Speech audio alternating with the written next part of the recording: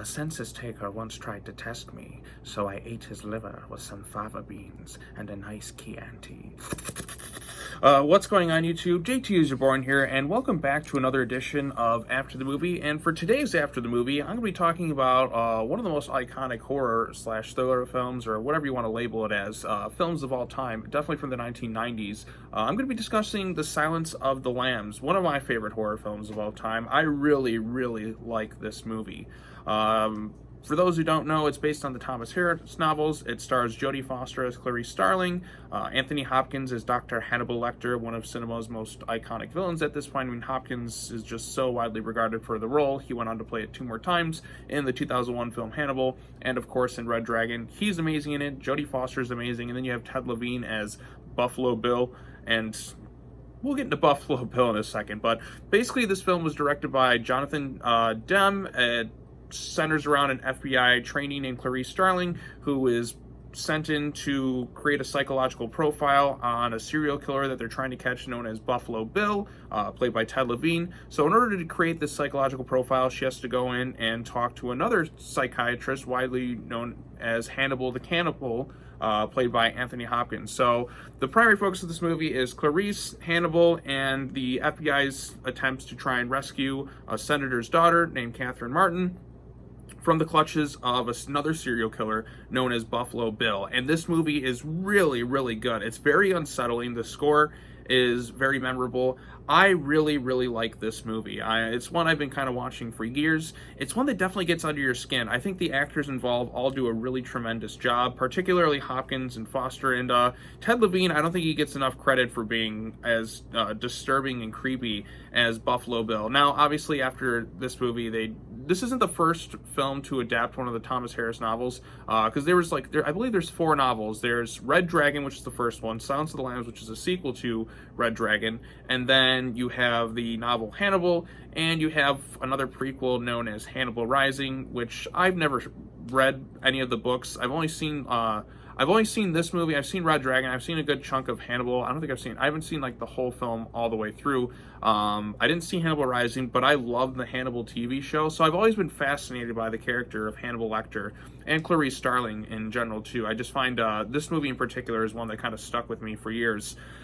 I think what really sets this film apart from other films, I think it's definitely has to do with the way it's directed and the performances, and just kind of the way this thing's shot too, because you'll get a lot of close-ups of the actors. Like, it's really close, like in your face. It just you really get a good sense of the performances of the actors, and like there's just some really unsettling things in here. Like, I think what's really makes this thing feel a lot creepier is it feels a lot more like grounded in reality. Like, I feel like when we go to Buffalo Bill's lair, like I feel like, you know, just kind of a chill up my spine. Like, it's a really sick person who does horrible things to people. He's skinning people alive so he can kind of make like his own little skin suit to walk around in. And, you know, Buffalo Bill is both, I'll say this about Buffalo Bill, he's unintentionally kind of funny and also like really disturbing at the same time. Like, when this movie's been quoted to death. It's been parodied countless times, like, put the lotion in the basket, and he talks in that voice, and I'm just like, that voice, it's both creepy, but also kind of,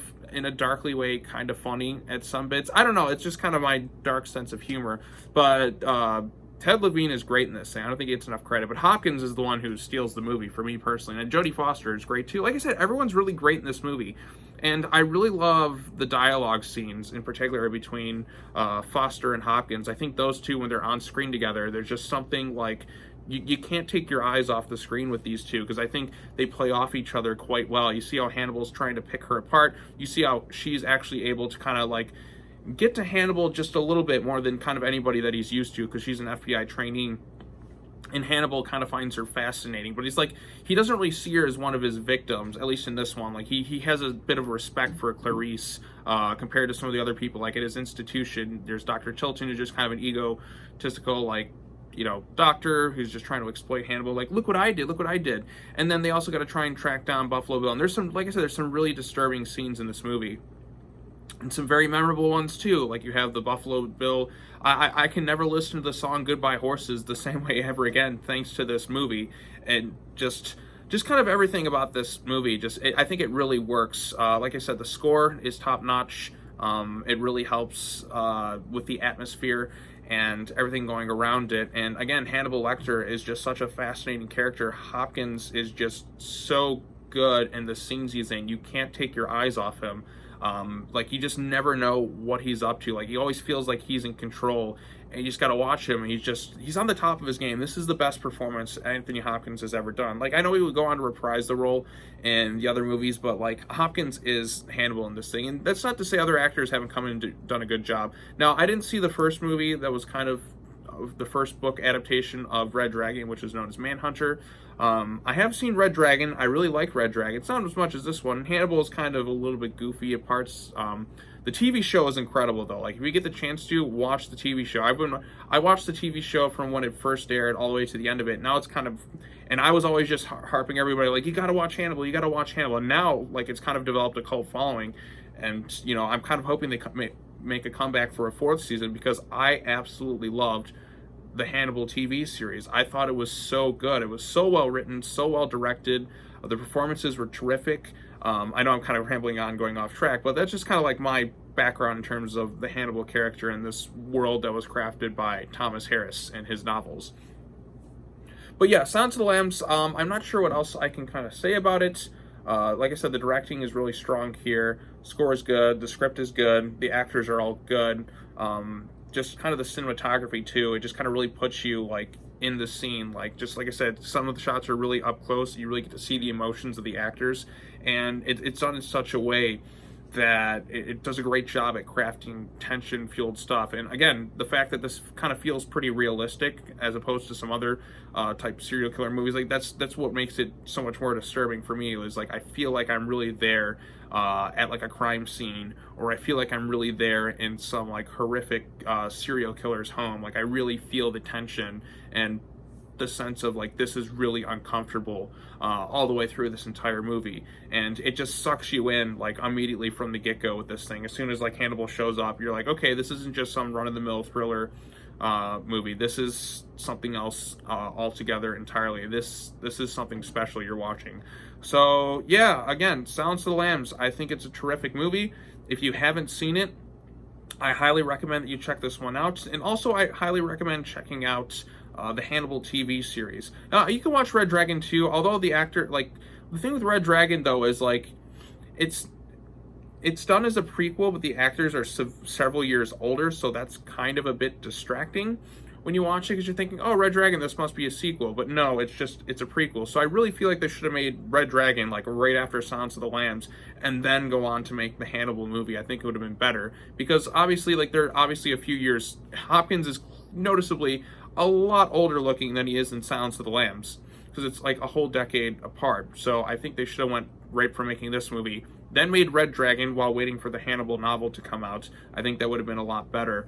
But again, if you've seen Silence of the Lambs, what are your thoughts on it? What's the most iconic sequence for you?